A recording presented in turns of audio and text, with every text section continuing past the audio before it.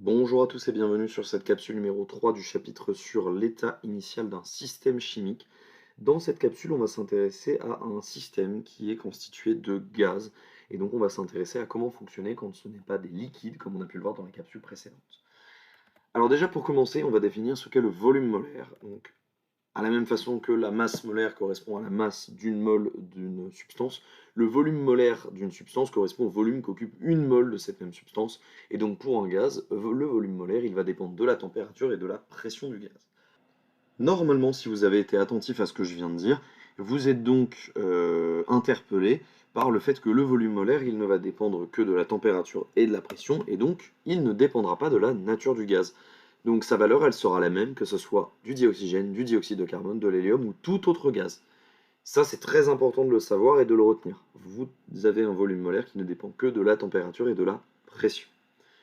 Maintenant qu'on a compris ça, on va pouvoir regarder un petit peu alors la variation d'un volume molaire simplement en fonction de la température. Donc on se met à pression atmosphérique quoi qu'il arrive.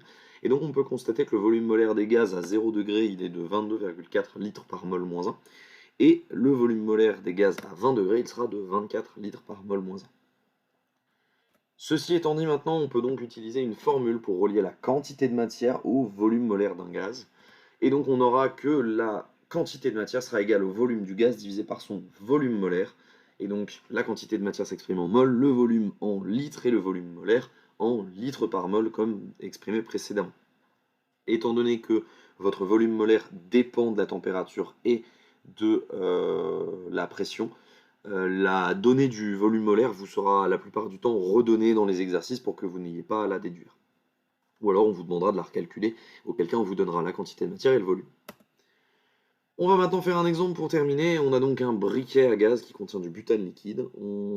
Après recueillement, on récupère 1,5 litre de butane gazeux dans la bouteille. L'expérience est faite à 20 degrés, le volume molaire est donc de 24,05 litres par mol.